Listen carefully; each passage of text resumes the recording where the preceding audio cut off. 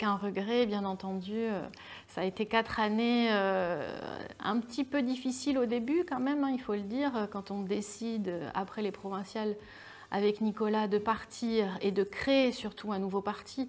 J'ai envie de dire que partir n'a pas été le plus difficile, parce que quand on a des divergences d'opinion, quand on considère que là vraiment la limite a été dépassée, partir c'est assez naturel. Par contre, créer un parti, ça demande beaucoup d'énergie, surtout quand on n'est que deux, il faut rassembler, il faut produire beaucoup aussi.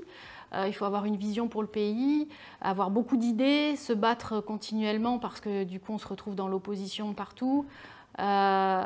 Tenter des alliances aussi, c'est ce qu'on a fait parce que c'est important de ne pas s'isoler. Et donc on a réussi à trouver de nouveaux partenaires, à s'entendre sur l'essentiel, je crois. Donc non, finalement, aucun regret, c'est une belle aventure. Et puis je pense que c'est une aventure qui va se poursuivre parce qu'on a de plus en plus maintenant d'adhérents. On a beaucoup d'élus communaux depuis les municipales. Donc on a un parti qui se renforce, mais un parti qui veut cultiver également l'union. Parce qu'en étant plus nombreux, on est plus fort. Donc il faut savoir jouer des coudes pour défendre ses idées, mais c'est aussi enrichissant de pouvoir débattre avec les autres. Donc de belles perspectives pour le parti.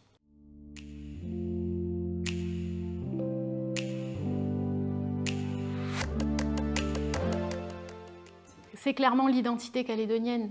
C'est ce drapeau qu'on peut voir peut-être derrière moi, cette envie de rassembler au-delà des indépendantistes, au-delà des non-indépendantistes, au-delà des couleurs, des ethnies, des catégories sociales, au-delà des territoires géographiques.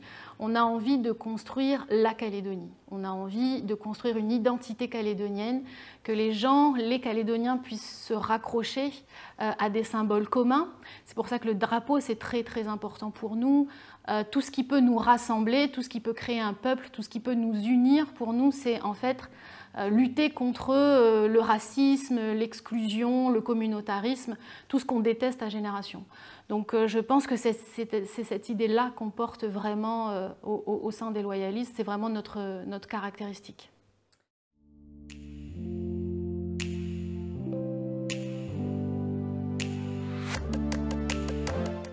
Aujourd'hui, il n'y a pas de raison qu'on fasse cavalier seul parce qu'on est dans l'union.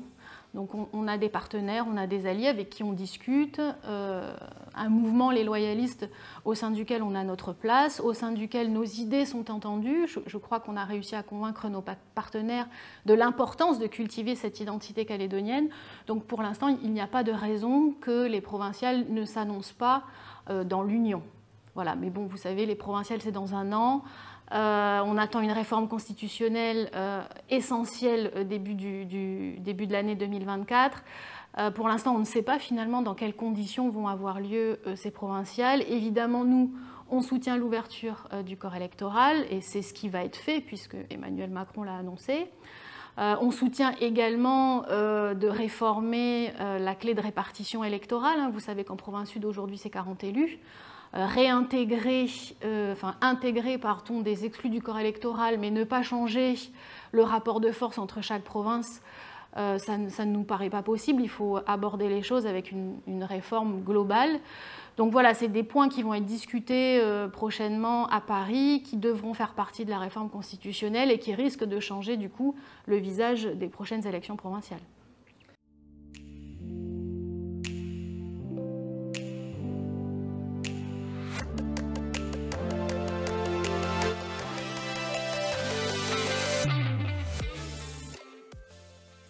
Nous, clairement, on veut une réforme globale. La crainte de ne faire qu'une partie de la réforme et de se contenter du corps électoral, c'est de ne pas avoir ensuite la réforme du statut de la Nouvelle-Calédonie, des institutions, du projet économique, social et environnemental. Donc on considère aujourd'hui qu'il faut tout lier, même s'il y a une urgence à ouvrir le corps électoral pour les élections, il faut qu'on ait une approche globale. Le futur statut de la Nouvelle-Calédonie, ça ne doit pas être seulement un statut politique de réconciliation entre indépendantistes et non-indépendantistes. C'est un statut qui doit permettre à la Nouvelle-Calédonie de conforter un vrai projet politique, économique, social et environnemental.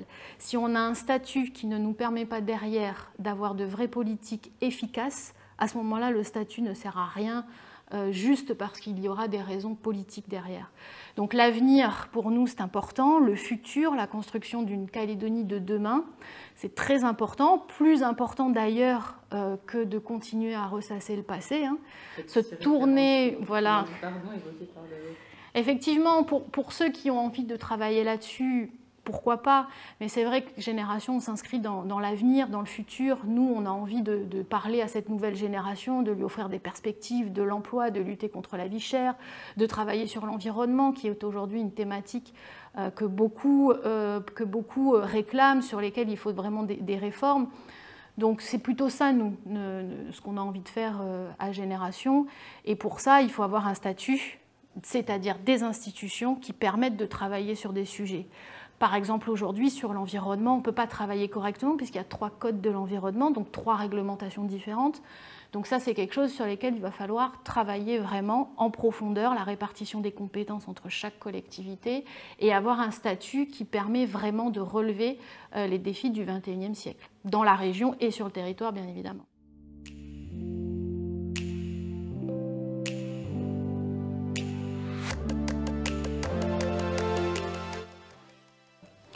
Alors, garder les provinces, ce n'est pas du tout se rallier à l'hyperprovincialisation telle qu'elle avait été proposée. Hein. Garder les provinces, c'est réfléchir à une meilleure répartition des compétences entre la Nouvelle-Calédonie, les provinces et les communes. Alors bien entendu, on est toujours, nous, à Génération, en train de défendre l'unité du pays, l'unité des Calédoniens et donc l'unité des politiques publiques pour que chaque réglementation qui s'applique, elle s'applique de la même façon à tout le monde. C'est-à-dire tous égaux, tous pareils, la même loi pour tout le monde. Et donc on considère que c'est au niveau du gouvernement, au niveau de la Nouvelle-Calédonie donc, que les lois doivent être prises. Donc les provinces, pourquoi pas les conserver, mais à ce moment-là qu'elles deviennent vraiment des collectivités d'action et de mise en œuvre. Mais c'est vrai que nous, on défendra plutôt le fait que les lois soient prises à l'échelle du pays et qu'elles s'appliquent de la même façon pour tout le monde. Donc c'est vrai qu'il y a un débat au sein de l'Union, mais c'est un débat qui finalement est sain parce que ça nous permet de confronter nos idées, ça nous demande aussi de trouver des vrais arguments pour pouvoir justement expliquer aux autres et essayer de convaincre les autres du bien fondé de son projet. Donc ça a quelque chose de sain et de démocratique. Et effectivement, à la fin, de toute façon, qu'on appartienne aux loyalistes ou non, il faudra que tout le monde se mette d'accord sur le même projet. Donc les discussions ont lieu aujourd'hui chez les loyalistes, mais il faudra qu'elles dépassent également le sein des loyalistes.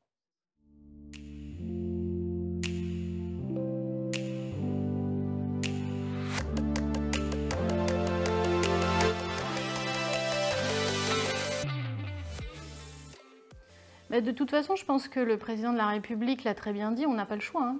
Si on n'est pas capable de s'entendre, la réforme constitutionnelle aura lieu sans nous. Il y aura une réouverture du corps électoral à minima, et ça se fera avec ou sans consensus.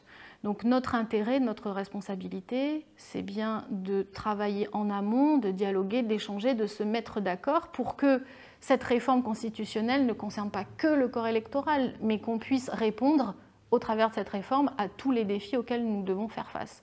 Donc c'est dans notre intérêt, c'est de notre devoir et de notre responsabilité. Je pense que le président de la République a été très clair, la démocratie a parlé, les Calédoniens ont choisi de rester français, maintenant il faut passer à autre chose, il faut penser aux générations futures et il faut construire un nouveau projet, je dis nouveau projet parce qu'il faut que les indépendantistes entendent ça, hein, un nouveau projet dans la République.